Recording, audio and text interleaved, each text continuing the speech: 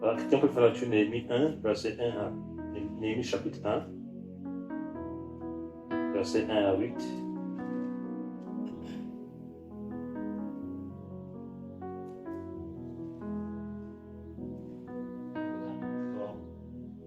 Parole de Néhémie, fils de Chakalia, arriva au mois de 20e année, quand j'étais de Chanani, l'un de mes frères et quelques autres pères et là, il questionnait au sujet des Juifs rescapés qui étaient restés de la captivité et au sujet de Jérusalem. Et il dit, restant qui sont restés de la captivité, là-bas, sont dans une grande misère dans le sud. Il y a des brèches dans la muraille de Jérusalem et ces portes sont ouvertes par les hommes. Or, il arriva que dès que j'entendis ces paroles, je m'assis, je pleurais, je fus dans le bain plusieurs jours. Je jeûnais, je priais devant le des cieux. Et j'ai dit, oh, tu m'as fait louer des cieux, tellement qui garde l'alliance et la miséricorde de ceux qui t'aiment et qui observent tes commandements.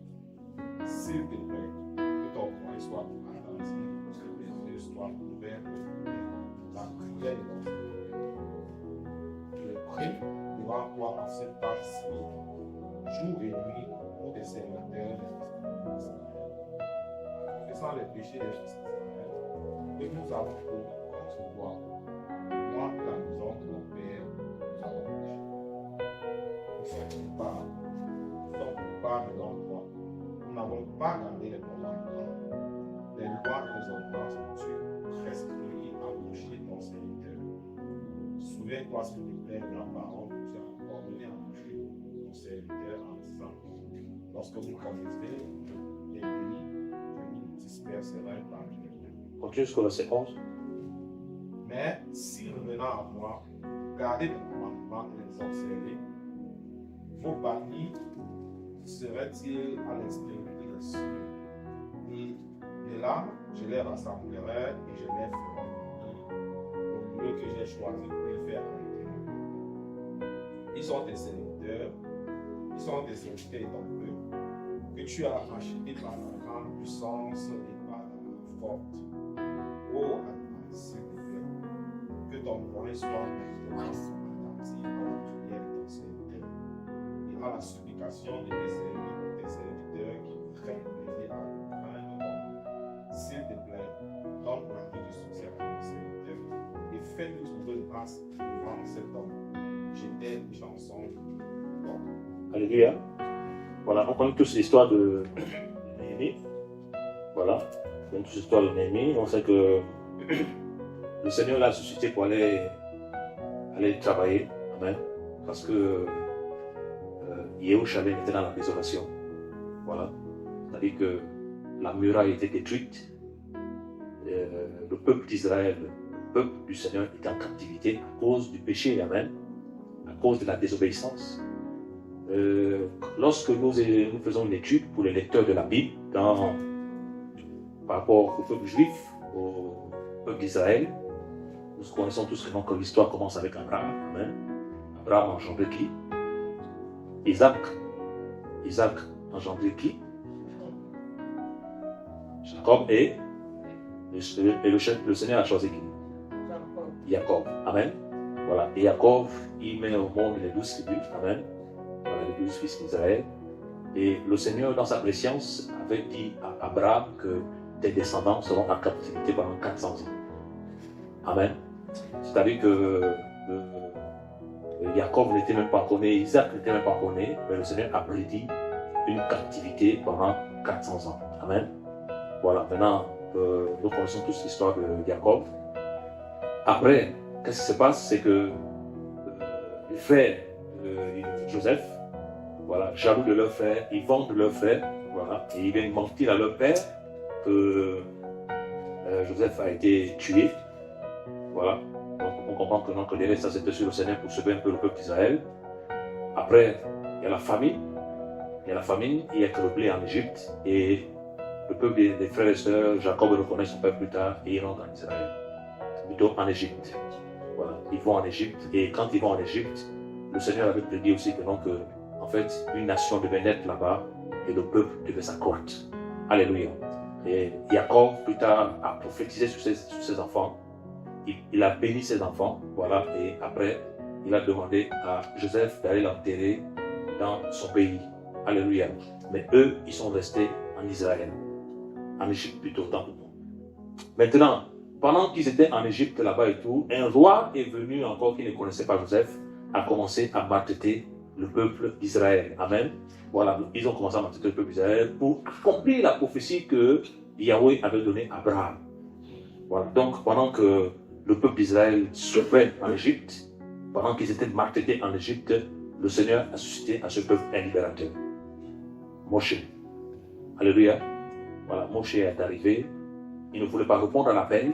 Pendant que le Seigneur dans Exode 3, le Seigneur l'a visité avec une puissante vision. Le Seigneur a visité Moshe. Voilà, il allait faire le travail. Et il y a eu des miracles, des prodiges. Et le peuple d'Israël est sorti de l'Égypte avec des grands biens. Alléluia. Maintenant, qu'est-ce qui se passe? C'est que dans Exode 19, le Seigneur au mont Sinaï donne la Torah au peuple. Voilà, en fait, il enseigne maintenant à ce peuple qu'il appartient comment il faut se comporter. Alléluia. Voilà, Moshe fait son temps.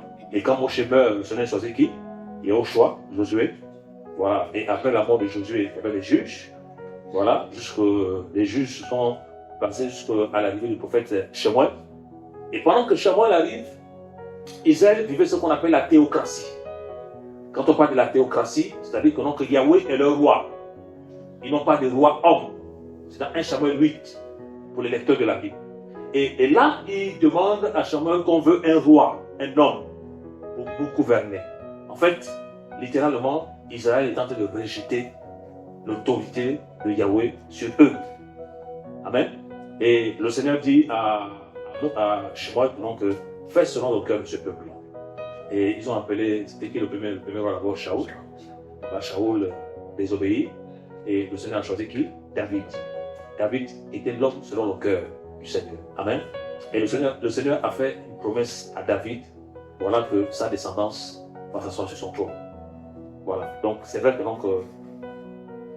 ça parlait de cette prophétie avec deux portées. Il y avait d'abord Salomon et le Mashiach, qu'on appelle fils de David.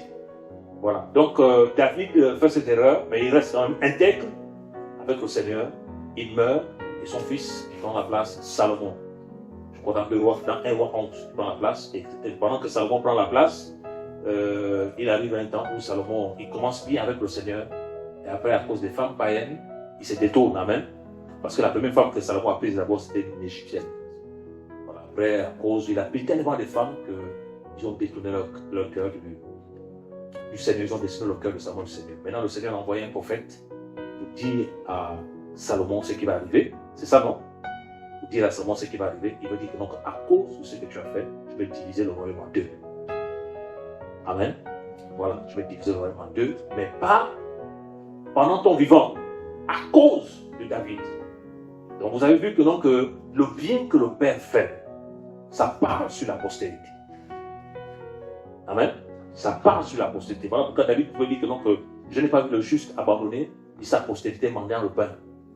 Ça veut dire que donc, le Seigneur, l'alliance qu'il tisse avec quelqu'un, c'est générationnel. Ouais, non? Voilà, comme aussi l'ennemi aussi, quand il tisse l'alliance avec une famille aussi, c'est générationnel. Ouais, non? Ça veut dire que donc, quand il tisse l'alliance avec un père, il a mangé déjà toute la génération. Si Yeshua n'est même pas intervenu. Alléluia. Voilà. Et lorsque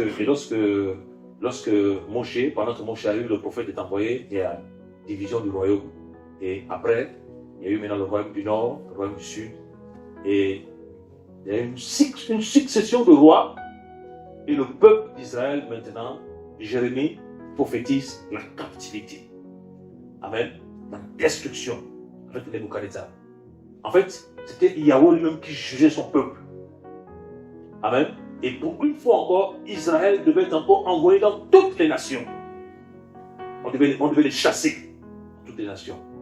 Parce que la fierté d'Israël, c'est Yerushalem. Amen. Voilà, là où il y avait le temple. On devait les chasser. Il a détruit les murailles. Et là maintenant, certains sont restés en Israël, il n'y a plus de force. Et là maintenant, on fait part à Néhémie, l'État, le peuple. Amen. Que les murailles sont détruites. Néhémie pleure. Alléluia. Néhémie est dans la désolation, mais il se rend compte que en fait, il faut reprendre le travail. Alléluia. Il se rend compte qu'il faut reprendre le travail. Nous connaissons un peu toute l'histoire.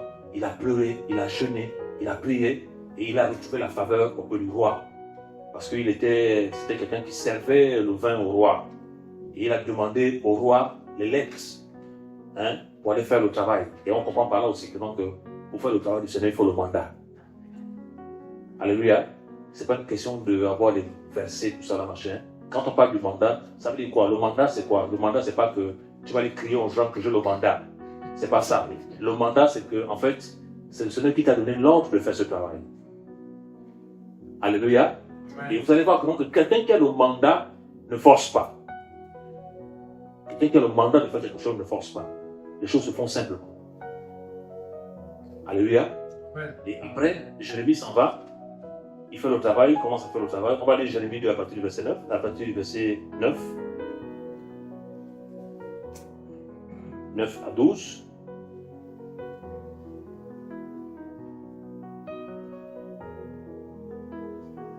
Si quelqu'un peut faire la lecture. J'allais vers les gouverneurs qui sont de l'autre côté du fleuve et je leur donnais des lettres du roi. Le roi avait aussi envoyé avec moi des chefs de l'armée et des cavaliers. Sambala, le Horonite, et Tobia, le serviteur ammonite, l'ayant appris, prirent très mal le fait qu'un homme soit venu pour chercher le bien des fils d'Israël. J'arrivai à Yerushalayim et j'y fus 3 jours. Je me levais de nuit, moi et le peu d'hommes qui étaient avec moi. Mais je ne racontais à personne ce qu'Élohim avait mis dans mon cœur de faire pour Yerushalayim.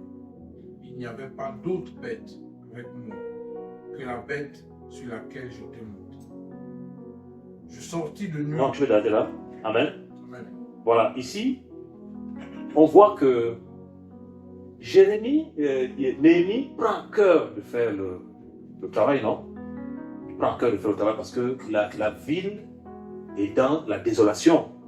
Donc, il a cœur de faire le travail. Maintenant, il devait croiser l'opposition. C'est pas vous comprenez dans l'esprit? Amen. Vous avez à cœur de reprendre le travail. Vous voulez travailler dans l'œuvre. Il y aura quoi? L'opposition. Ils vont se lever. Alléluia. Amen. Maintenant, ils ont le fait que Jérémie avait pris à cœur de relever les murailles. Il y a des gens qui n'étaient pas contents. Parce que pour eux, il fallait que la muraille de Yerushalem reste comme ça. Parce que le peuple était humilié, c'était dans la désolation. Donc, prendre la responsabilité de retravailler la muraille, c'était de redonner on appelle ça comment?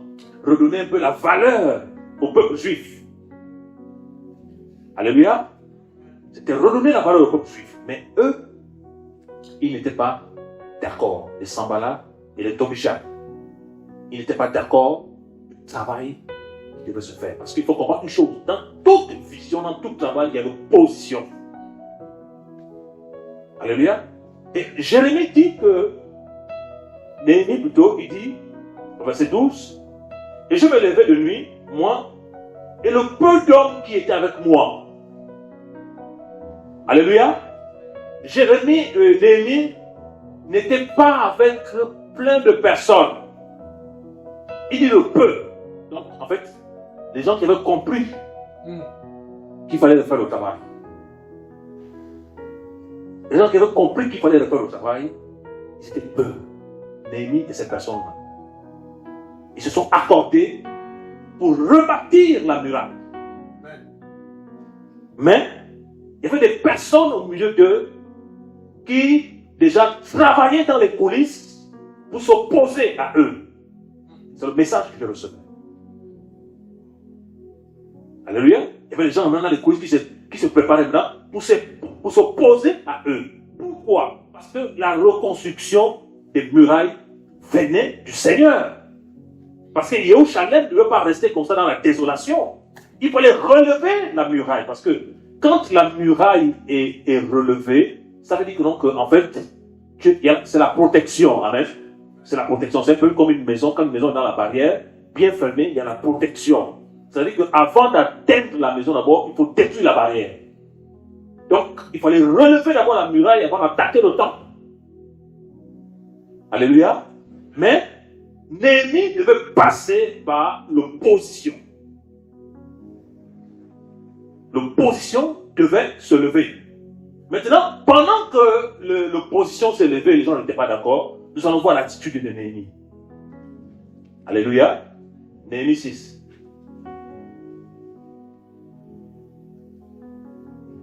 Si quelqu'un peut lire jusqu'au verset 6, jusqu'au verset 7. Néhémie 6, du verset 1 au verset 7.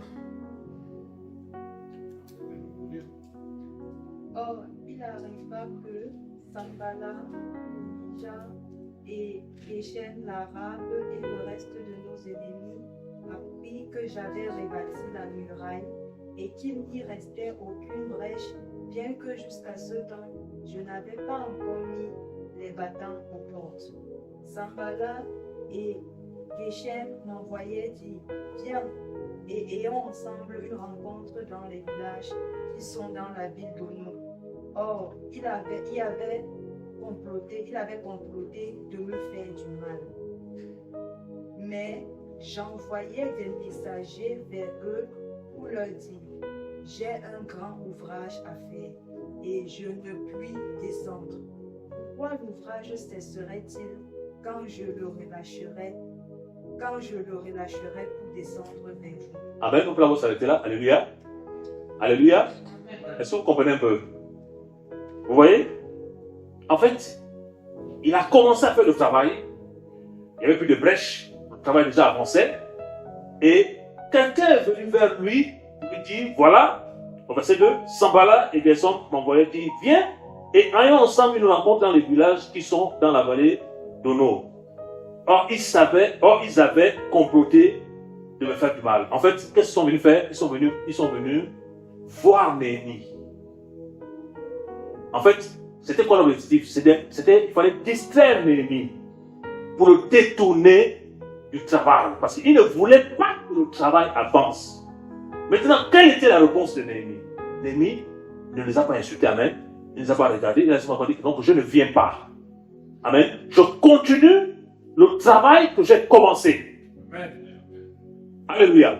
Ça veut dire que quand l'opposition va se lever, quand les gens vont vous salir, quand les gens vont commencer à mal parler de vous, quand les gens vont commencer à vous dire que non, que vous voulez tel poste, vous voulez ça, il ne faut pas répondre. Alléluia. Il faut continuer le travail. C'est un message prophétique. Amen.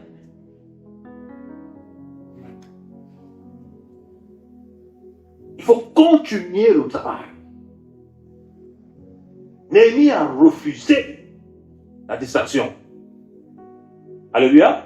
Parce que regardez par exemple, si par exemple quelqu'un commence à te dire que non, toi, tu veux devenir le chef de l'Allemagne, tu te sais ce que tu fais ici là, si tu commences à prendre déjà ton téléphone pour lui dire que non, ah non, voilà, non, c'est pas ça que je veux, toi, tout de suite tu commences déjà à être distrait. Alléluia. Et si on voit que les ennemis de Néhémie sont venus faire maintenant lui de face à face, parce qu'il y a des moments où ils t'attaquent au loin, il y a des moments où ils vont venir maintenant de face à face. Vous voyez que donc quand tu veux le bien de l'œuvre, il y a l'opposition. Voilà pourquoi Paul pouvait dire que donc insulter, nous bénissons. Persécuter, nous parlons avec bonté. Ça veut dire quoi? Ça veut dire que donc en fait, il faut aussi comprendre que donc quand tu veux faire l'œuvre du Seigneur, il ne faut pas être charnel. C'est-à-dire qu'on va te salir, tu bénis. On va te médire, tu bénis. Mais toi seulement, tu avances.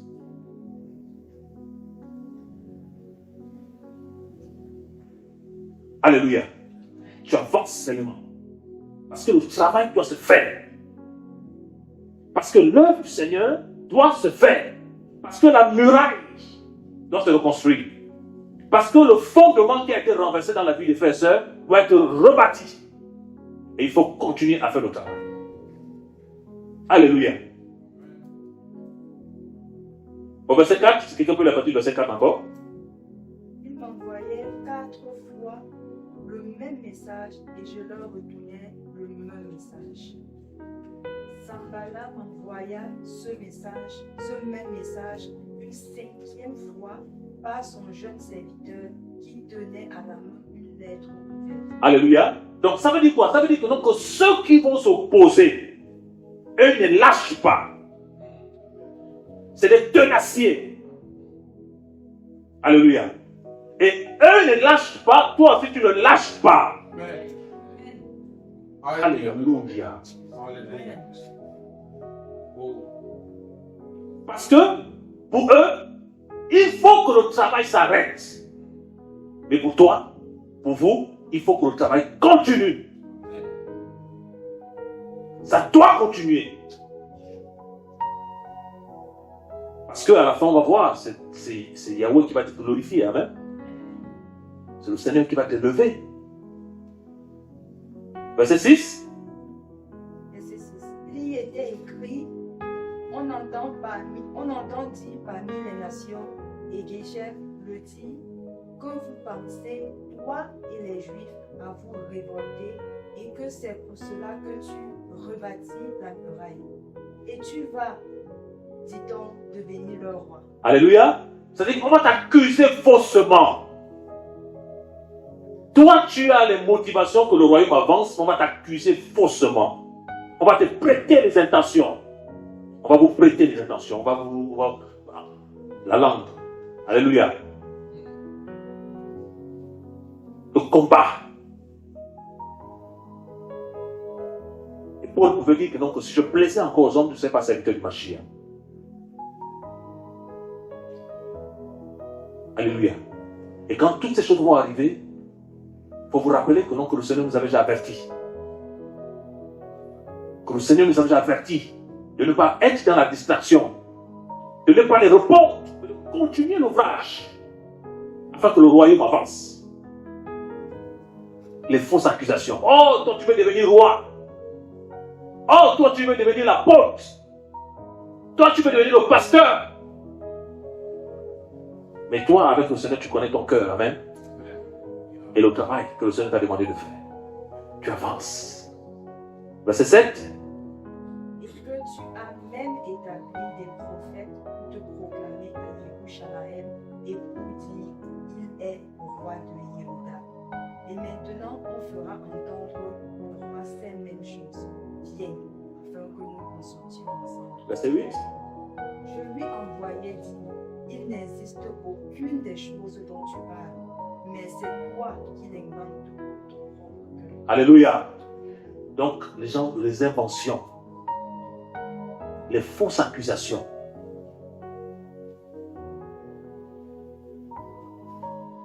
Alléluia. Là, on comprend que même en tant qu'enfant du Seigneur, quand tu crains le Seigneur, quand on commence à faire ça dans ta vie, tu avances. Mais mes frères, quand on dit avancer, là, c'est pas facile, hein. C'est pas facile parce qu'à un moment, tu veux rendre. Tu veux rendre. Alléluia. Verset 9. Car ils voulaient tous nous faire peur en disant, leurs mains se relâcheront à l'ouvrage et il ne se fera jamais. Maintenant, fortifie. Alléluia. Quel est l'objectif des menaces de l'ennemi? Pour nous faire quoi? Vraiment, pour nous faire quoi? Non, on a donné un mot là tout à l'heure. Nous faire peur. La peur. La peur. Parce que la peur ne vient pas du Seigneur. Amen. Donc, ils vont te menacer pour que tu aies peur.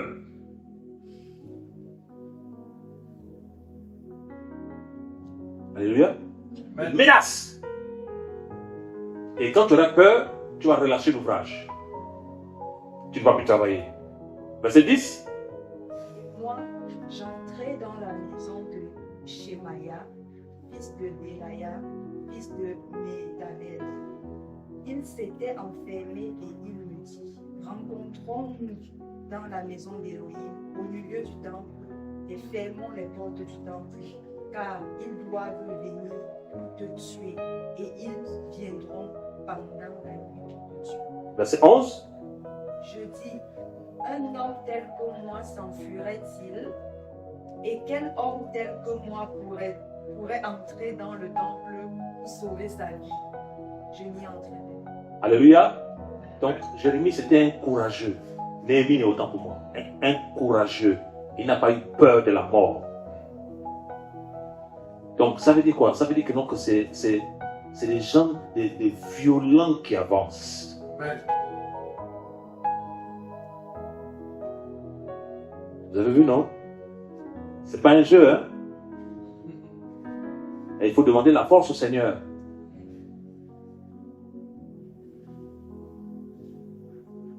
Ils ont menti qu'on va te tuer. Parce que regardez, quand on te dit qu'on va te tuer, mais tu vas commencer à dire non, mais ma femme, non. Tu vas commencer à dire mais mes enfants. Donc ça veut dire quoi? Ça veut dire que, non, que lorsque tu commences à travailler pour l'œuvre du Seigneur et que ça se relève, on peut atteindre ta vie. C'est pas un jeu, alléluia.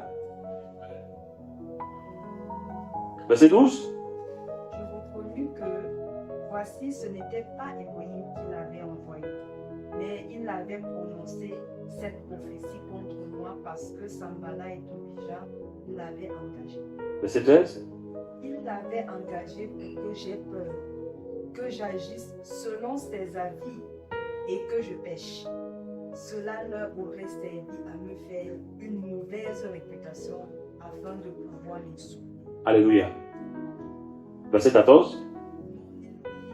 Souviens-toi de Tobija et de Sanballat et de leurs actions et aussi de Noadia, la prophétesse, et du reste des prophètes qui cherchaient à me faire peur. Alléluia. Donc ça veut dire quoi? Ça veut dire que, non, que pendant Néhémie voulait travailler dans la construction, en face de lui, il avait l'opposition qu'il avait en face de lui, c'était des faux prophètes. Amen. Et des fausses prophétesses. Ce n'étaient pas les gens d'à côté, hein? C'était les gens de la nation même. Donc ça veut dire que, non, que l'opposition viendra de l'intérieur.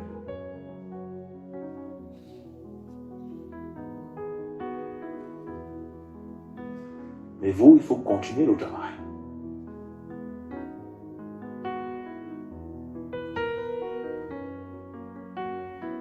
Alléluia. Amen. Est-ce qu'on peut prier?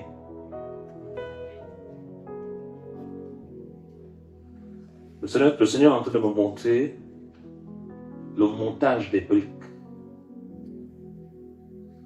Il me montre le montage. Vous voyez que quand on construit les maisons en Afrique, le sous-bassement là-bas, il me montre les montages.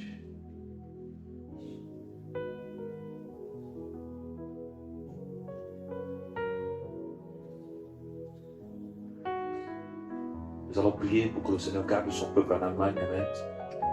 Nous allons prier pour que le Seigneur, que déjà les plans que l'ennemi est en train de faire dans les coulisses, nous déclarons l'échec. Que les langues déjà qui sont en train de se lever contre cette œuvre, nous déclarons l'échec. Les complots contre cette œuvre, nous déclarons l'échec. Et les coalitions sataniques contre cette œuvre, nous déclarons l'échec. Nous déclarons l'échec. Nous prions pour ton peuple à Stuttgart. Nous prions pour tes enfants au nord, à Regensburg, à Munich. Nous prions pour tes enfants partout.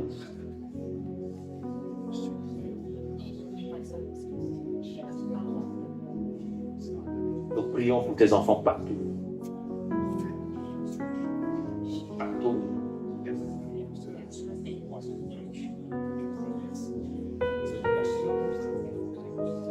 Partout.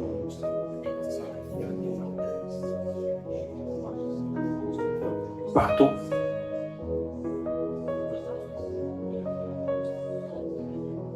Seigneur, tu vas achever ce travail. Au nom de Yeshua. Seigneur, tu vas équiper ton peuple. Père, je prie pour l'unité de tes fils et de tes filles. Seigneur, je prie au nom de Yeshua. Papa, l'unité, le courage, la force et la fermeté. Père,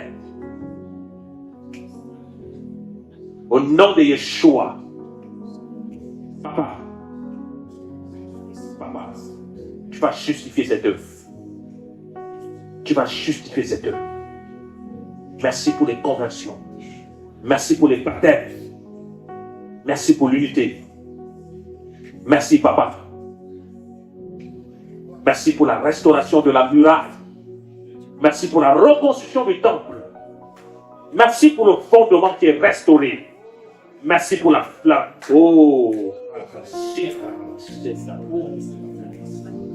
merci pour les couples qui s'affermissent. Merci pour les veillées. Merci pour la lumière. Merci pour la parole. Merci pour la crainte de ton nom. Merci, Papa. Merci, Papa.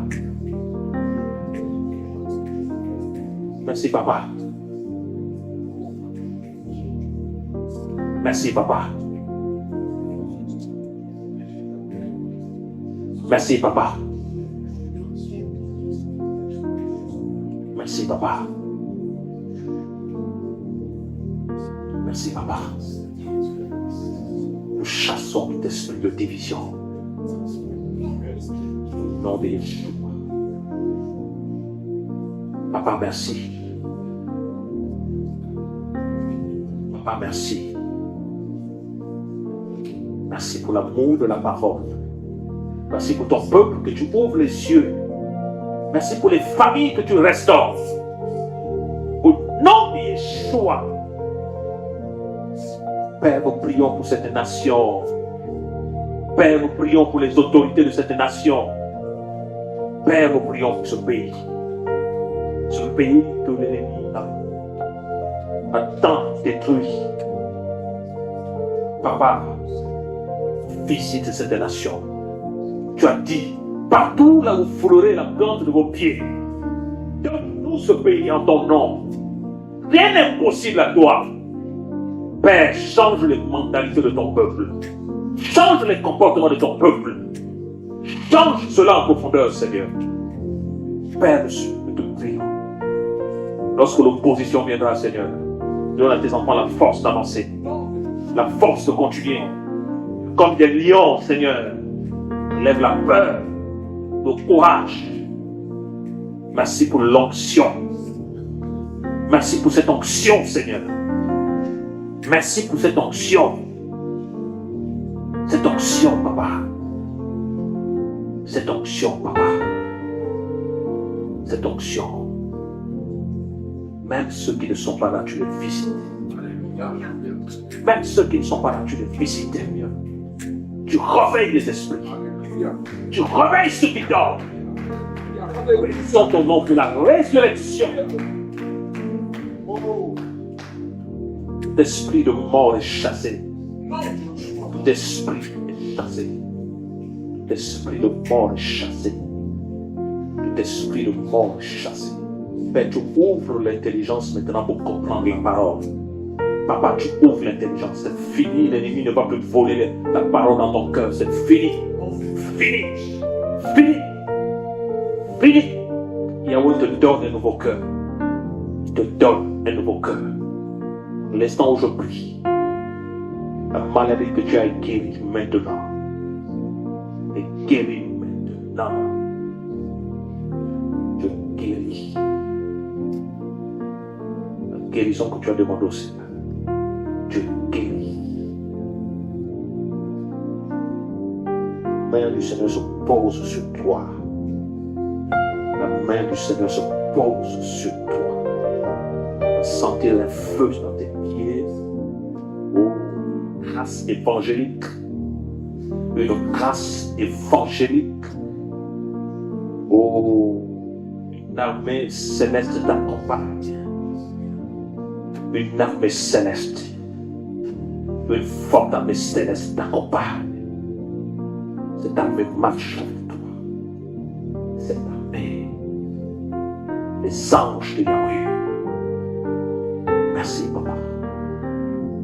Merci, Seigneur. Merci pour cette ville, ce pays. Seigneur, le premier phase a échoué. Le second phase échouera pas. Alléluia. Tu réunis tes enfants en Allemagne. Je vois des temps de prière. Je vois des programmes d'enseignement. Je vois des programmes de retraite. Je vois. Oh, Alléluia.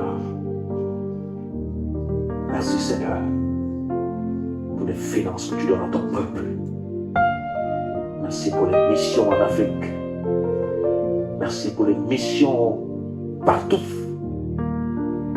Merci pour la ville de Berlin que tu vas toucher. Alléluia. Merci pour la visitation particulière à Francfort. Alléluia. Père, tu ouvres les portes dans cette ville.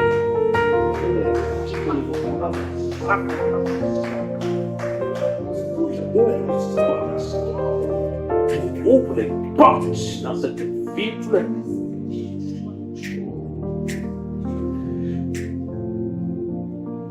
Ouvre les portes. Merci pour ton royaume qui descend. Que ton règne vienne. Que ta volonté soit faite. Nous te bénissons. Nous te sommes infiniment reconnaissants. Dans le Yeshua, notre Seigneur et notre Maître. Amen. Est-ce qu'on va pas acclamer le Papa Céleste?